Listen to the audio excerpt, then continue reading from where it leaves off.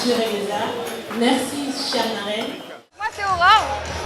Voilà, donc là, on est en direct du défilé Nanjika qui a eu lieu lors de l'exposition Pagne de campagne. Ça a été un événement fou. On est heureux que ce soit arrivé. Et d'ailleurs, l'exposition est encore là jusqu'au 28 mai. Voilà, on a organisé ça avec Jassop Makosso et Caroline. Donc, et d'ailleurs Joannick également. Voilà, donc on est heureux. On espère que vous avez apprécié ce moment et voilà.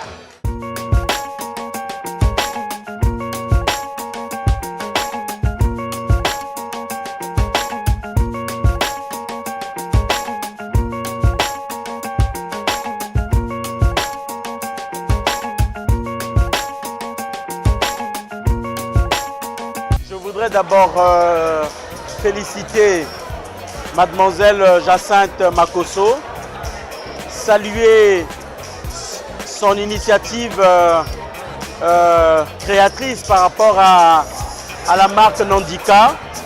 Ce soir, nous avons pu découvrir des talents. Il était important pour nous de l'encourager, de la soutenir.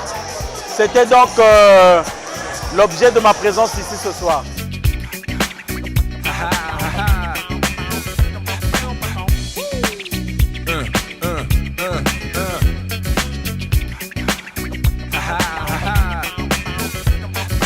On fait passer plusieurs messages.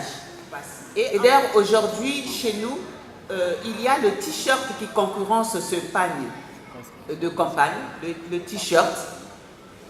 Voilà, de campagne. Ce t-shirt, moi je lis souvent. Quand je vois un pagne, je lis. Peut-être qu'il y a beaucoup de choses, beaucoup de gens qui lisent aussi. Et on finit par prendre connaissance du message.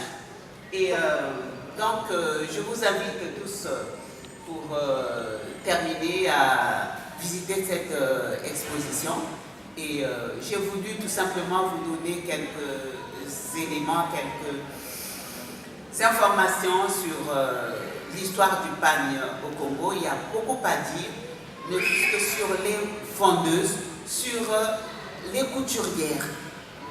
J'avais une question sur Fisco, qui est donc cette société hollandaise fameuse qui fabrique du très haut de gamme, avec des wax véritables. Fabrique-t-il du fancy ordinaire? Oui, en fait, le fancy, c'est en Afrique de l'Ouest, oui.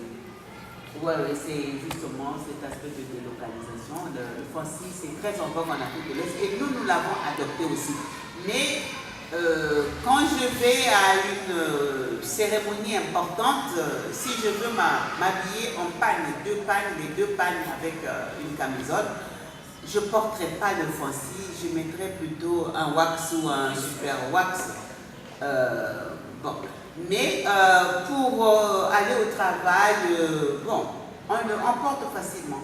Et d'ailleurs, aujourd'hui, le fancy, on l'utilise pour faire des ensembles. Je suis Madame Emmanuelle Delphine. L'essentiel de cette conférence a permis d'établir que le pagne, qui est d'origine hollandaise, est devenu africain. C'est la principale leçon et la conférencière nous a présenté les multiples usages du pagne dans la vie des Congolais et Congolaises et aussi bien dans les moments de réjouissance, dans les moments de deuil. Et surtout, le pagne est aussi utilisé dans le cadre politique et il permet la diffusion de messages. Même si elle a relevé qu'il a tendance à être concurrencé par les t-shirts. Et voilà l'essentiel de ce que j'ai pu retenir de cette communication très intéressante. Effectivement, ça montre l'ouverture sur le monde qui caractérise les peuples africains. Je ne suis peut-être pas habillée en pagne, je suis habillée en bazin. Bazin qui est produit aussi bien en Afrique qu'en Europe et qui est un tissu tout à fait agréable parce que par ces temps de chaleur, il est confortable à porter. Et c'est ça l'un des principaux atouts que le bazin partage d'ailleurs avec le pagne. Merci. Je suis Toilas Pierre, étudiant en Master 2, Histoire et civilisation africaine. On assistait à une conférence très fructueuse sur le pagne, son évolution, la manière dont nos parents, nos grands-parents se sont appropriés le pagne, bien que le pagne n'étant pas originaire d'Afrique, de fabrication africaine, mais elles ont utilisé l'art, la manière de s'habiller, de se l'approprier et toutes les commodités qu'elles permettaient. Donc on a vraiment appris. On est prêt, bien que je ne suis pas en pagne, mais je le porte souvent, ça arrive aussi. Mais je crois qu'aujourd'hui on doit éduquer, enseigner ou dire aux gens, aux Africains, que le pagne, à l'image de la sape, les gens se sont appropriés le pagne aujourd'hui.